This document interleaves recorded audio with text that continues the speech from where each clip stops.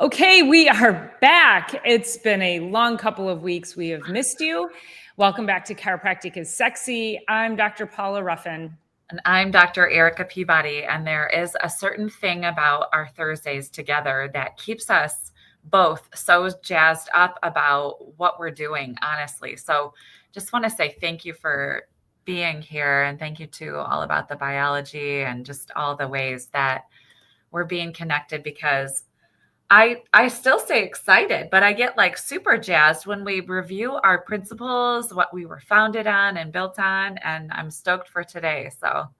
And we go through each and every week and we tell stories, and as much as that fuels both of us, I wanted to go back because I feel like we didn't squeeze enough of that out on September 18th, which was the birth date of chiropractic, and of course my birthday.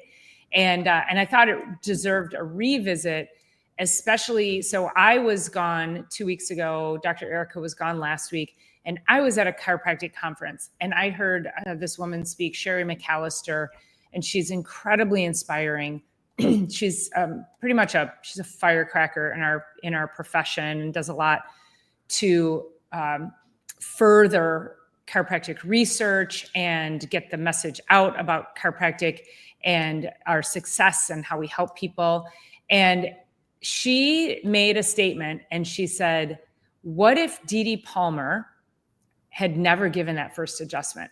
Now, she spoke for about an hour, and it was all incredible and profound, but that was the one statement. I immediately texted Erica and I said, we have to discuss this. Yeah. And so also a couple of weeks ago, Dr. Erica read The Big Idea. So this whole premise of what if Dee Dee Palmer had never given the first adjustment, I'm going to have Dr. Erica start the podcast by telling you guys the big idea again, because it's so profound and it speaks to what we're going to talk about today and what that one adjustment did, not only for all the people, but for the profession and the world that we've been able to help. So Yeah, go, awesome. girl. Actually, it's BJ Palmer wrote The Big Idea, and BJ is actually Dee Dee's son. So Dee Dee was the inventor of chiropractic, and then BJ was considered the developer, because Dee Dee was he was all these other professions initially. And so anyway, BJ writes what's called The Big Idea. The big idea goes like this. A slip on a snowy sidewalk in winter is a small thing. And I already get chills like all the way up my spine just every time I read this. I probably get choked up again. It happens to millions. A fall from a ladder in the summer is a small thing. That also happens to millions. A slip or fall produces a subluxation. The subluxation is a small thing. The subluxation produces pressure on a nerve. That pressure is a small thing. The pressure cuts off the flow of mental impulses.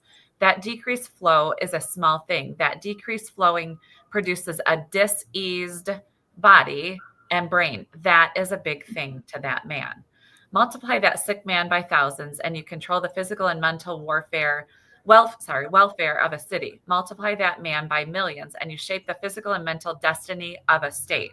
Multiply that man by 130 million, and you forecast and can prophesy the physical and mental status of a nation.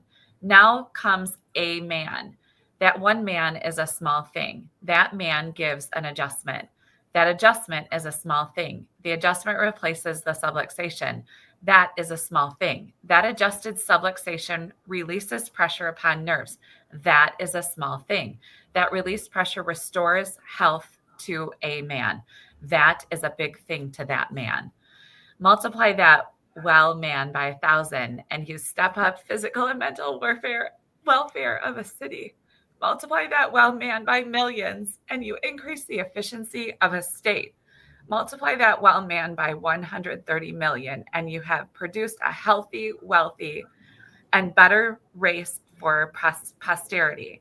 So adjustment of a subluxation to release pressure upon nerves, to restore mental impulse flow, to restore health is a big enough to rebuild thoughts and actions of the world. The idea that knows no cause that can correct cause of disease is one of the biggest ideas known. Without it, nations fall. With it, nations rise. That is the biggest idea I know of. And I get choked up because I can't read it without. We live it, right? How big and strong our passion is for what we're doing and how we affect people on the daily, weekly, monthly, and change lives. We really change lives. It's remarkable. We don't ever take it for granted. And it's the biggest thing that we know about ever. And so when you read The Big Idea, also one of my other favorite quotes was, "You never know how far reaching something you may think, say, or do today will affect the lives of those tomorrow." And that's the same thing. It's taking one person and it's expanding their world in such a way that it's going to fan out. And what really struck me about what if Dee Dee Palmer had never given that first adjustment was the strife. And a lot of you don't know this, but in 1906, Dee Dee Palmer was actually jailed for practicing medicine without a license. Now, the AMA has come after our profession, still comes after our profession, fast and furious. But many, many years ago, and I want to read you a couple of things here. In the first 30 years, there were 12,000 chiropractors that faced more than 15,000 prosecutions nationwide. And they were jailed not because they harmed people, but they were helping people without a medical license. So people were adjusting people, getting them well. And the AMA didn't like it because they were getting people better without drugs and surgery.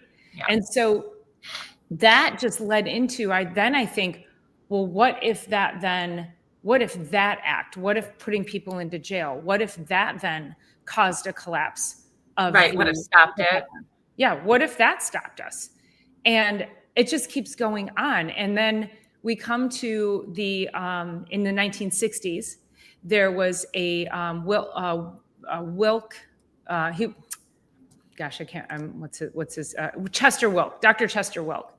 Yeah. So he came along. He was the lead plaintiff in a case that he filed with 4 other chiropractors to challenge the AMAs. It was a conspiracy to contain and eliminate the chiropractic profession through illegal antitrust activities. And I didn't know this until I started putting these notes together for this show, but it was a 17-year lawsuit.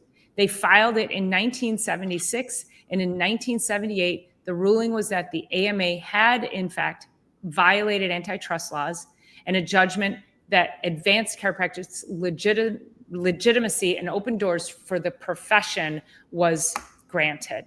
And so it finally was like, cease and desist, allow us to now go on.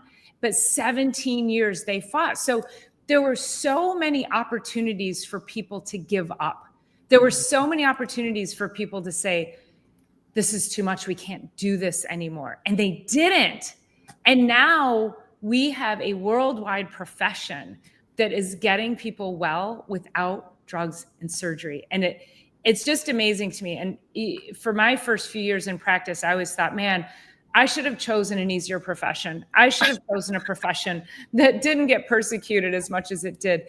But damn, our profession needs people like me and Dr. Erica to see this side of it and to continue to fight and to be the voice for natural health and healing. Yeah, I have.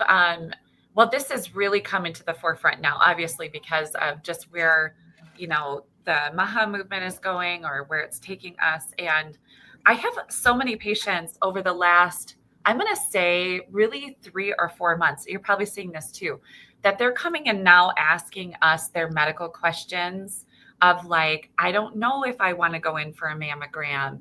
I don't know about childbirth. I don't know about, colonoscopy. I don't know about taking this drug. I don't know about, instead of taking blind faith in what their medical doctors are saying. What I appreciate most, I know that I speak for both of us, is that people are really starting to question where natural health is coming from. And we've been delivering that all along. The greatest part about what we're doing and what we've been doing since 1895, when the first adjustment was given, is we're only helping the body do its job better. Like we're not adding anything into the body. We're not changing chemistry with external chemicals. We're helping the body do its own chemistry change towards health and healing. And it's so profound because even some of the medical association will say, well, chiropractic hasn't changed in 130 years. We don't need to.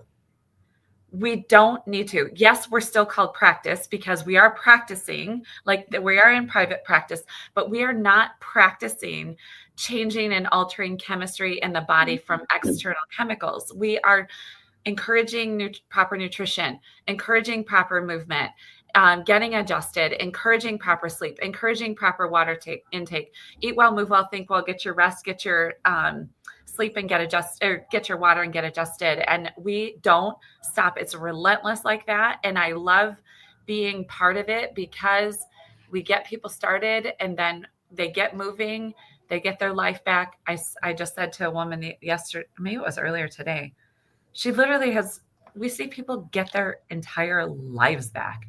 They get to enjoy themselves, their spouses, their kids, their grandkids, just by the simple laying on of hands.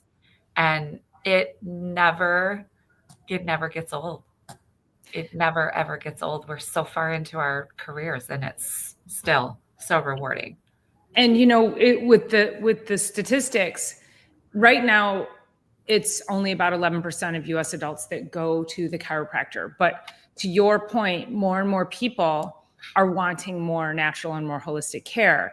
And there's a projection for the profession that it will improve. It will increase by 10% through 2034. Now, if we compare that to medicine, that the typical doctor's visits are seen by almost 85% of US adults. And we're still really, really sick. So this is why we come in and we want to really fight for our profession, because we know that there is a better way. And of course, I always hate that we have to preface it by saying we're not against medicine and there's a time and a place. And okay, that's a given when we talk, right? Yeah. But the regular person, the average person, does not need the medications, the chemistry. You're just a chemistry experiment. And not safe. It's not okay. And when you don't have, I was actually getting my hair done yesterday, and my hairdresser was saying she went to her doctor and she's having some digestive issues. And her doctor said to her, well, what do you think is going on? And she's like, that's why I'm here. And that's the problem, is that medical doctors don't know how to manage things unless they fit into a very specific box where they can prescribe a medication or get a test or something like that.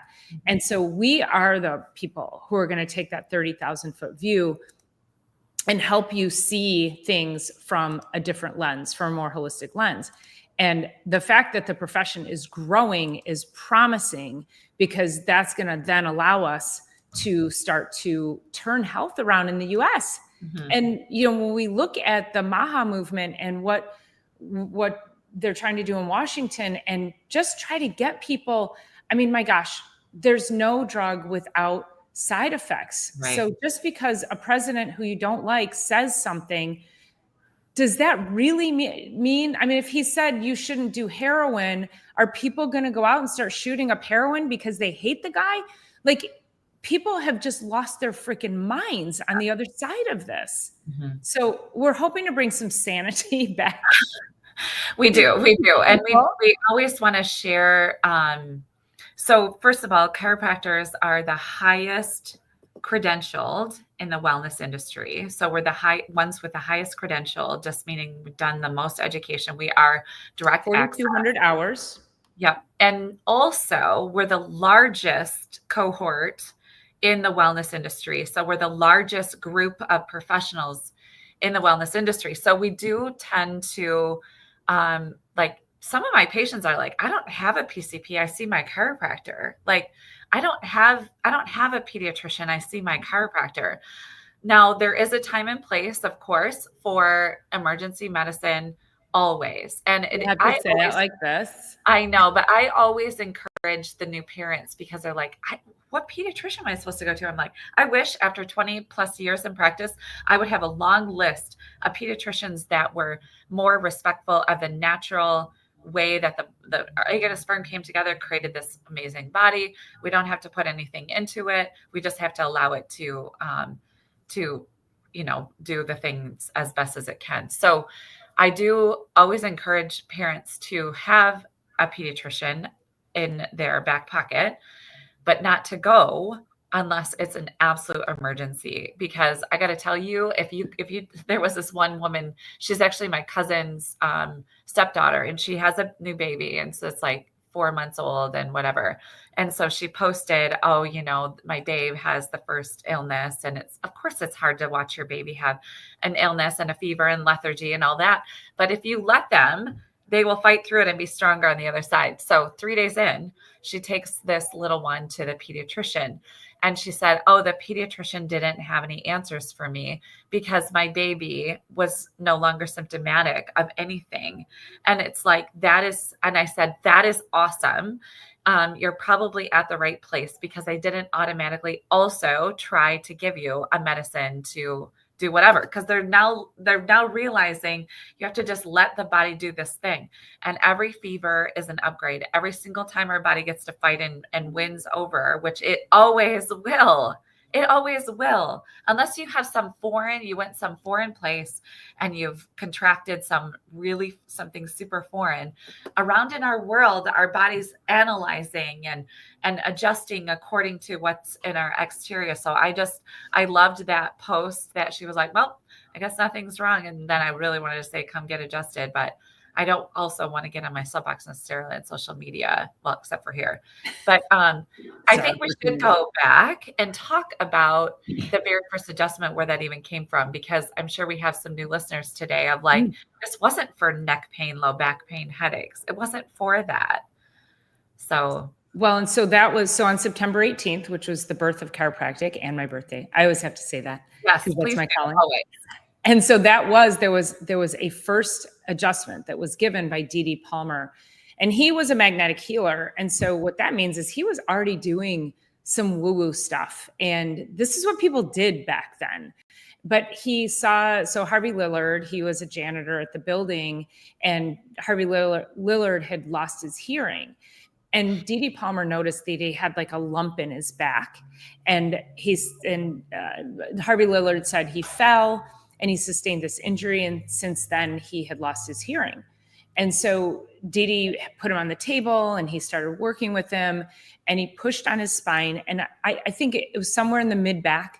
Yeah. And it was, I don't know, 3 or 4 adjustments, 5 adjustments. It wasn't that many from the different sources that I've that I've seen. And his hearing was restored. And like, what? Like the nervous system had interference. And I always, when I put a new patient in the room, I turn the lights off and I shut the door so it's dark. And they're like, what are you doing? And I'm like, imagine if your brain tried to talk to your body, but the lights are out. Imagine if I tried to hand you a book right now and asked you to read it. And they would say, well, I would need the lights on. I'm like, exactly. So why do you think your body would function better? Or do you think your body would function better if the lights were on? And this is what we do. We open up the channels of energy. We open up those lines of communication so the brain can communicate with the body. Well, it was no different in that day. And of course, to Dr. Erica's point, there's no accounts of anyone ever having their hearing restored from chiropractic ever again. However, there's hundreds of thousands of stories of people women who've gotten pregnant, digestive issues clearing up. I have patients who come in, they're like, oh, my lazy eye is getting to be a little annoying. I need to get adjusted, because that nerve to the eyes is right here. And we'll focus on that upper cervical. And when we adjust that, it's getting the brain to communicate through the optic nerve to the eyes so it can function better. So there's so much just with reconnecting the brain to the body and getting those messages moving with clarity, that the body, we say it performs miracles, but it's just healing. It's just healing. Yeah. Every time we adjust, we just demand the body to go into a more healing response, into an elevated healing energy. And Silly Lily, magnetic healing dates back 4,000 years. And there were on the drawings on the inside of caves that are known worldwide that there were quote unquote bone setters. So there were people laying down on benches and there were people doing what we do way, way, way, way back. We just now, as of 1895, and D. D. Palmer, his son BJ, and then Daniel David as well, the following. And then some of the other big people that are in our chiropractic profession have given it a framework and then have continued to advance it's three things. It's science for one. And it's so funny to even say science at this point, this many years. Yeah. Like it's real science, anatomy, physiology kind of science. It's a philosophy that the body's self-healing, self-regulating. It just needs no interference to that process. And then it's an art form. Like I always say this, my biggest patient was 6'9" and 450 pounds. And the smallest ones are 4-pounders. They're the preemies that are just out of the hospital. And the art form, so it's science, philosophy, and art. The art is how to work with the adjustment with said body style. Pregnant or large or small or heavy or thin or 2 years old or 89 years old. So it's a beautiful art form that we get to figure out how to adjust them and to get them moving and rocking and rolling. So yeah. And even sometimes the big people, just because you have a bigger person doesn't mean you're lighting into them. And just because you have a smaller person doesn't always mean you take the most tender touch. Like sometimes you have to be a little more forceful with your tiny people, not your babies, but let's say a smaller woman. Right. And then you have to be a little gentler with a larger man. Like and that is the art form. And that is the training to be able to know and understand what each body requires of us. And, we're not just lighting into people willy-nilly. And, I had a new patient yesterday, and I always start this way with a new patient when I go to adjust them. And I say, listen, I'm going to do some stretching. I just want to kind of feel the muscles. I want to feel the spine because I want you to get used to my hands, and my hands need to get used to your body.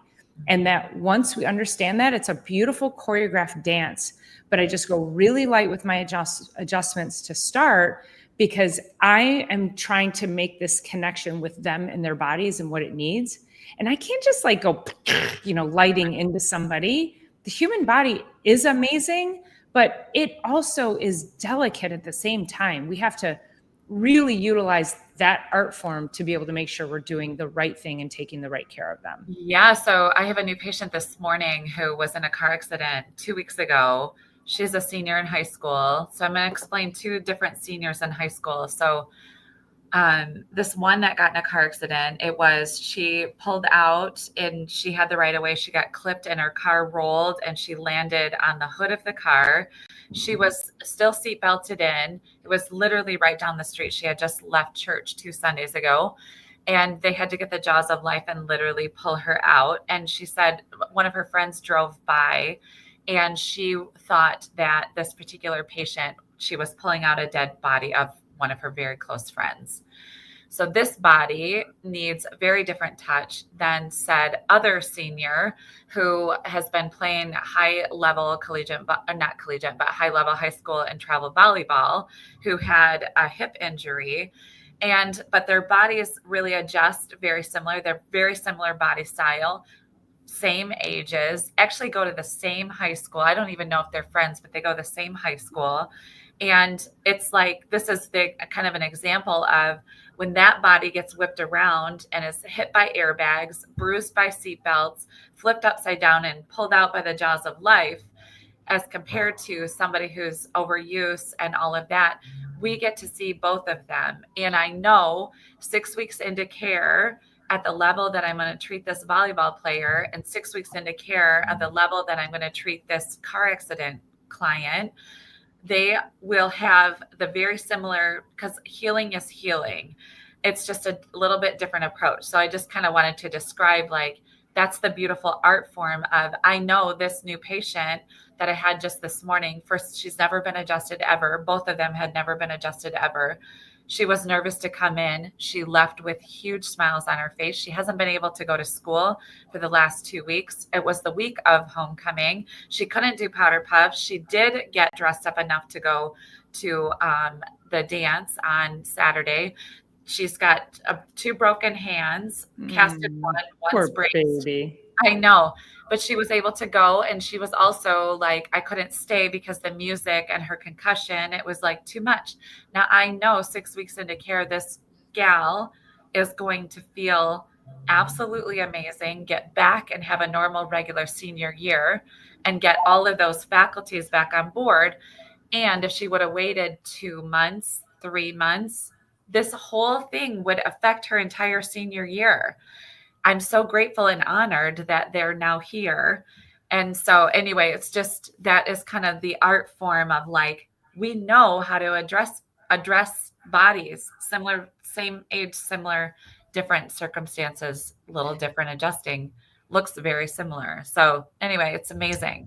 And also take that same scenario for so many people, because how often do we see people in their 30s, 40s, 50s, and I'll look at an x-ray and I'll be like, when were you, like, you were in a pretty bad car accident. Well, that was when I was a teenager. That has nothing to do with this. Like, oh, yeah, no, I'm looking at it. Actually, it has everything to do with this. And so once the spine goes out of alignment, it has to remodel to its new position. So think about if you never rotated the tires on your car, one side is balding, the other side is out of balance. You're going to get wear and tear based on this out of balance. And that's what the spine does. And that's why we see degeneration. That's why we see arthritis. We see the bones changing shape. We see wearing and tearing on the discs, which is the cushion in between the bones. And then they will say, oh, wow, I didn't even know about coming to a chiropractor. Right. Because only 11% of people, which is still a lot of people, but it's not enough, come to the chiropractor. And if you have had a, you ready? Slip, trip, fall, accident, injury, anything. Ever. anything. You need to come to the chiropractor, like stat, like immediately. And how many times, think about this one, how many times have you like stood up and maybe you left your cabinet door open in your kitchen, you cracked your head, right? Or you got out of the car and you got out too soon and you hit your head and that compression, that is spinal injury. And we have to really pay attention to all of those little things because they do build up over time. But certainly when somebody plays high school sports, let's talk about that for a second, is that even in the absence of an accident like your patient had, if you're playing any kind of high school sports, you are getting injured each and every time you're out on that court, whether it's practice or the game, whether you feel pain or not, because your body is getting beaten up from all of that activity. Think about wrestlers and football players and baseball players running and diving for a ball and boom, landing on the ground. Volleyball players boom, hitting the ground. That's all constant whiplash and constant battering of the spine. And so if you have kids who are in sports, 100% of them need to be under chiropractic care, because if you want them to be the healthiest possible adults and not show up in our offices when they're 40 years old and be like, I've had this chronic pain and I can't move my head and I've got numbness and tingling in my hands, get them to the chiropractor now. Yeah. So even before sports, when we talk about the spine, I mean, we fall on average of 3,000 times by the age of 2, just learning to walk. And we've all seen babies take like major face plants, like doing the scorpion, all the things, right? And they always look to the parents and say, how's mom reacting to that is how they'll react. And usually parents, because they don't want to deal with a screaming toddler, you're okay. And they got a big smile on their face. All of those things matter as well. And so everybody, not just through sports, but just everybody, no matter what you're doing. But then I was thinking when you were talking about that, like the 40-year-old that comes in and they're like, when was your accident? And they're like, oh, that was my teenage years. I'm thinking about my patient that came in after 10 days from the accident. Then I have a 50-year-old patient that waited 2 months to come in. I knew of this accident and he started care 2 months later. This patient at 17 years old and this patient at 50 years old waiting 2 months, it's a very different healing response. So some people will say, oh, I got in a car accident, I don't know if I should go in. I can tell you this one that I've been talking about that's a senior in high school, her spine has a really good chance of not getting to that degenerative spine that you're talking about that you see on x-ray. Her body, instead of laying down fibers to build scar tissue to try and hold this in place, which then leads to degenerative changes in the spine, she has an awesome opportunity of somebody never seeing that accident show up on x-ray in her 40s. She really has an awesome, yes, there was still major injury. She's majorly injured right now, but her body now gets to lay down fibers as it's healing in more of a proper alignment, but also proper movement. Because all of this movement that we get on a daily basis is how our body's going to heal. It's going to either heal like this, and then we're like this, or we get to have proper range of motion and our body and segments heal with motion inside of them. That is the biggest difference to the numbness and tingling that are going to come down to hands. We got double carpal tunnel syndrome. We have, thoracic outlet syndrome, migraine headaches, all of the things and stress throughout the whole body, which then leads to pain medication, the opioid pandemic that has gone on that everybody's heard about. These are the things that need to be done on a regular basis, no matter what, to help your body do its job best. And I just think about that patient that I started this morning, and I look forward to her healing so that she can then heal and grow and develop normally through 20s, 30s, and beyond. And I love the idea of giving someone a better future, whether you're 17 or 70, you're giving somebody a better future. And people will say, is chiropractic safe? And it's actually safer than doing nothing. Yeah. Safer than doing nothing. When you do nothing, that scar tissue lays down. It does lay the groundwork for more arthritis and degeneration later on in life. And, we've said this before, that it's never been recalled. Chiropractic has never been recalled. We have been persecuted. We've been prosecuted. We have been attempted. The attempt has been to wipe us off the face of the earth, but they couldn't do it because we weren't actually ever harming people. We were getting them well. And I know I'm grateful for those people who fought hard, who had such firm belief in what they were doing and what they were seeing, and the fact that they just kept forging ahead. And now we get to be here and we get to be a part of the future of chiropractic. And just thank God that people had that level of resilience. I'm so grateful for that. Yeah. Silly Lily, it's a great question. What about a gentle bounce on a rebounder? Yes, please do. It's one of the greatest motions that you could get. It's also muscle contracting, lymph moving, brain stimulating, body stimulating. It's so good for so many reasons. So I love, this is really, maybe we can talk about it next week, because obviously we circle around so many topics and we're all of a sudden get to this place where we got to wrap it up. But I love that you're thinking ahead. And I love that you're I need to make a plan to keep my body moving and feel good through the winter. You're going to increase your immune system by doing that. You're going to just do so many great things. But there's a couple other action things we want to ask, but what are a few things you can start to do now to make sure that you're set up for successful winter, especially if you're in the colder states for the winter months? What can you do now to get into your chiropractor, get started, get your body moving no matter what? The minimum 20-minute walk every single day will change your life if you're not already doing the equivalent of that. Increase your water, of course, prioritize your sleep, get in and get adjusted, and just plain do it. And when people are saying, oh, my doctor told me I can't go to a chiropractor, Do you guys want to know how fast Dr. Paul and I want to barf on that statement? It's like, that is like them practicing chiropractic without a chiropractic license. If anybody ever tells you you can't go, that is them way out of their scope, way. Unless there's like been, some surgery or something, like that's them out of their scope. And so we see people with surgery. We do. People I'm just who saying, have, like, we have ways of creating impact in the nervous system that does not involve a traditional chiropractic adjustment.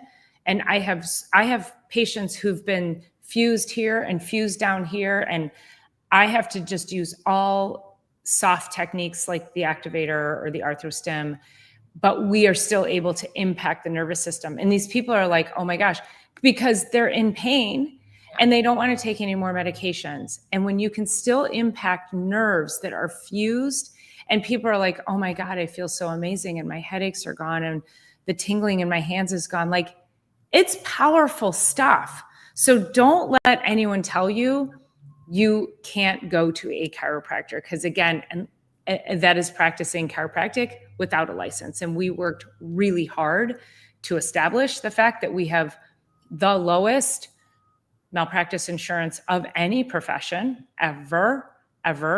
I think mine's around $1,000 a year, like crazy, compared to your medical doctor is it's tens of thousands a year. And then orthopedics, you're talking, 100, 200,000, and surgeons and, $1 million. Like, it's crazy. It's crazy safe. If we were harming people, our malpractice would be much higher. Trust me. So that's great. Yeah. So anyway, so great. I love it, Lily. I love it. So thank you for allowing us to talk about the history of chiropractic and letting us sort of geek out on all of that. We appreciate each and every one of you. Please make sure you are subscribing to the channels, all the channels, and we'll look forward to seeing you on the next one. Appreciate all of your comments. Thanks for being here. It's the biggest idea we know of. It's the biggest idea we know. Love you guys. Peace.